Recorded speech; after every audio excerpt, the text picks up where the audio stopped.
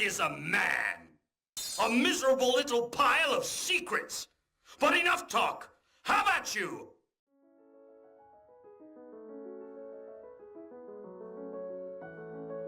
In 1993, Inaba Haruhiko graduated from Kanagawa University in Yokohama with a degree in English literature and communication.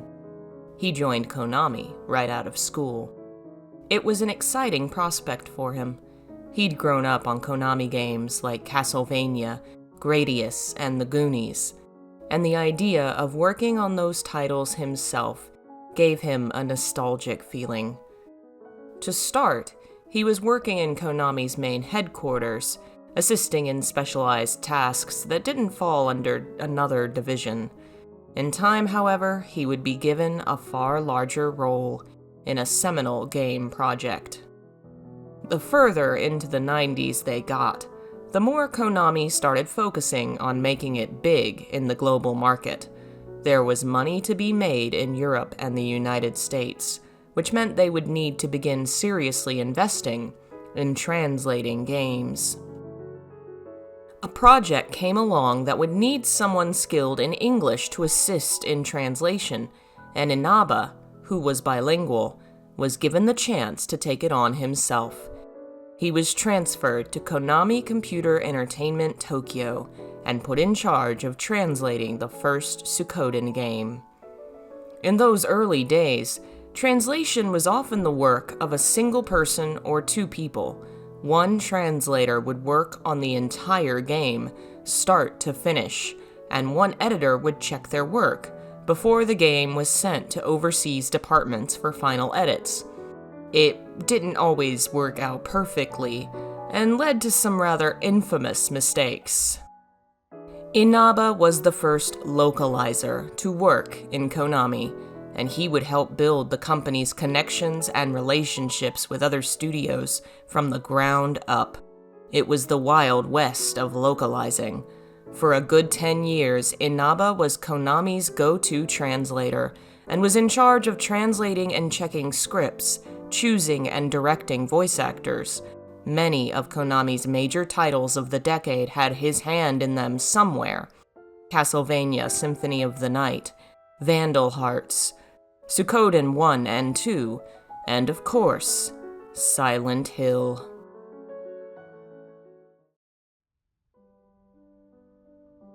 Inaba was involved in Silent Hill from the early days. It was Inaba who pushed for Konami to send the Silent Hill team to visit a city in the United States. Such a trip wasn't the norm at the time, but he felt it was clear the team needed some references from a real American city to create their game.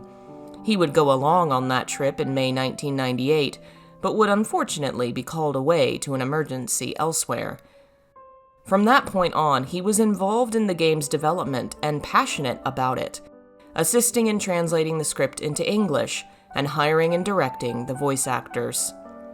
How much of the final script is Inaba's is somewhat vague, but it's clear he was heavily involved in its development. Toyama, the director, would write the story in Japanese before handing it to Inaba for translation. It seems the final translated script was then sent out for editing to Latina International Corporation, an outside group that handles localization for video games. But while the general text of the game was likely a final product of this outside group, the dialogue likely found itself in the hands of Inaba. As director of voice acting, Inaba was present for all the recording sessions and in control of what the actors would say. They were done in a small, nondescript recording studio, and in total took about less than a week, with the longest sessions going to the protagonist, Harry Mason. His voice was provided by the enigmatic Michael G., who for many years was unknown to the gaming industry due to his missing last name. William Lockwood from Rely on Horror discovered and interviewed him in 2018. His name is Michael Gwynn, and he worked with Inaba for almost a decade, recording voices for games at Konami. Before Harry, he was also the famous Dracula from Castlevania. Of course, we can't mention Harry Mason and not address the shared name. Inaba Haruhiko came to be known as Harry Inaba, and the nickname was apparently liked by someone on the team, probably Toyama, since he and Inaba would have worked together on the script. The decision was made to make the main character's name Harry, a fact which apparently was somewhat embarrassing for Inaba. Of all the voice actors, Michael Gwynn would have the most influence on the script, as Inaba welcomed feedback on anything that felt unnatural or off. Gwynn doesn't remember making many changes, though Inaba's tweets portray an image of the two of them poring over it together over the week. They worked long into the night, which wasn't normal for voice acting at the time, and the script was far longer than was typical, about 60 pages total. Working with Inaba was delightful, Gwynn remembers. He recalls the man was incredibly bilingual and multicultural, which wasn't always the case in Japan at the time. Gwynn didn't struggle to communicate with and understand Inaba, and he displayed a deep understanding of English that many other directors at the time simply didn't have. So why is it that Silent Hill has a reputation for bad voice acting and strange dialogue? Was the technology really that behind? Was the script really that rough? Or was it a conscious decision, an artistic choice meant to display a certain style of game? To find out, let's take a step back into the world of 1990s voice acting.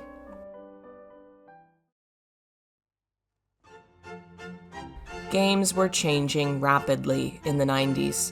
All those changes came from one source: the new storage capabilities of video games, which came from the adoption of CDs versus cartridges.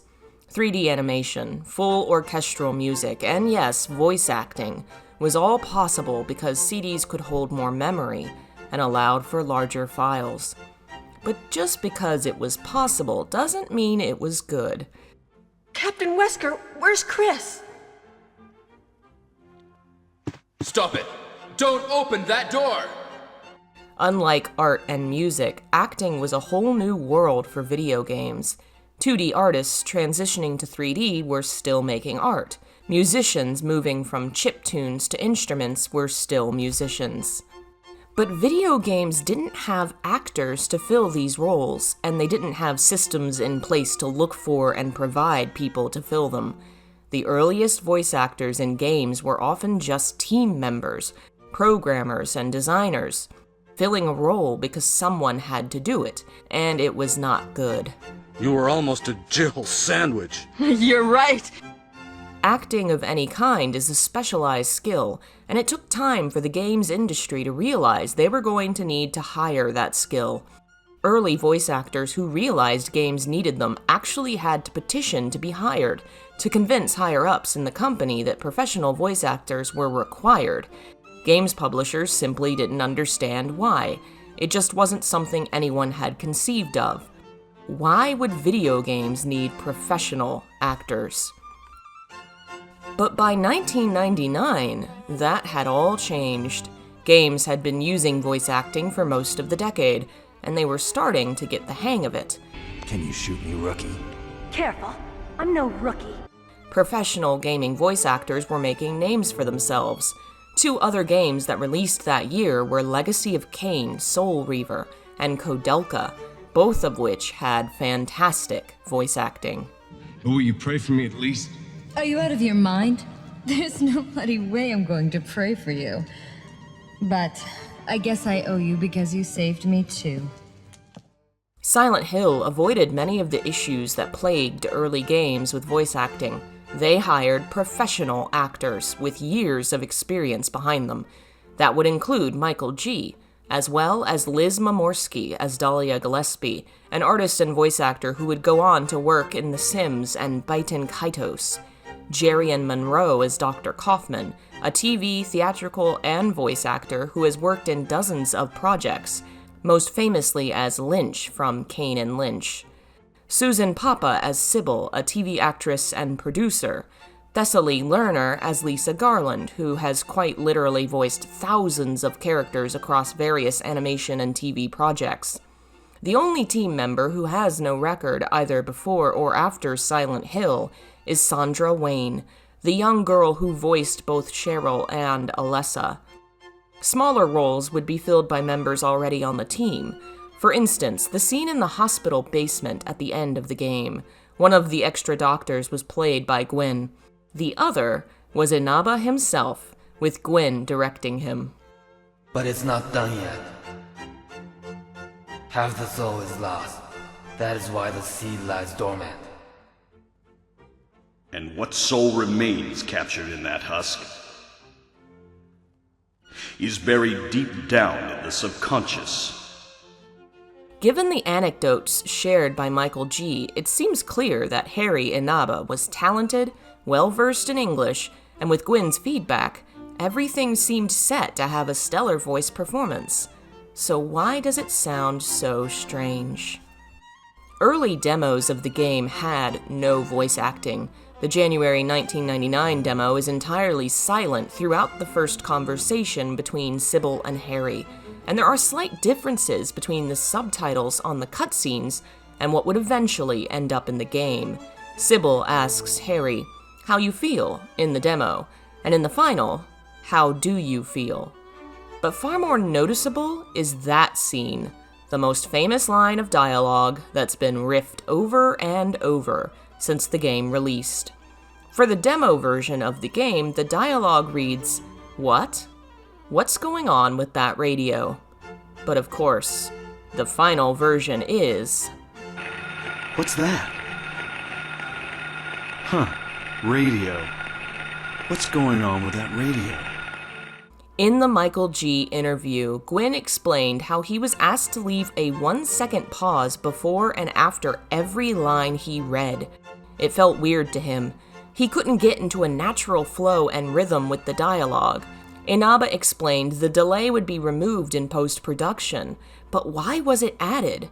One theory was it was a requirement of recording lines for the PlayStation, but that doesn't make much sense. Other games like Kodelka hardly sound like the voice actors were being forced to pause with every sentence, which means this was likely a stylistic choice.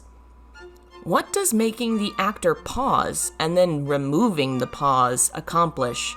Where am I? Harry. Lisa? That I'm in the hospital? You were having a bad dream. Was I? It creates a truly strange, unnatural way of speaking, something that doesn't feel completely normal, and it feels very familiar to anyone who's enjoyed the works of David Lynch, such as the TV show Twin Peaks.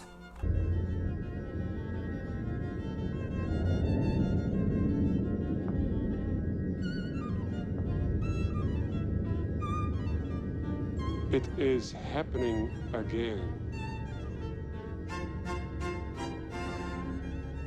It is happening again. Lynch's works are in many ways strange and unnatural. They are incredibly unique, and there are many examples of dialogue that's given in strange patterns of speech. It gives the scenes an ethereal, almost alien feeling, as if we aren't sure we're in the real world anymore.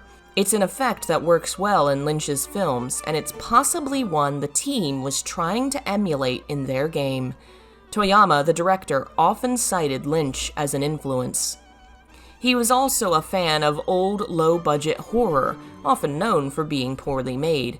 In his later Siren project, he would seek out inexperienced voice actors on purpose to try and create a similar sound.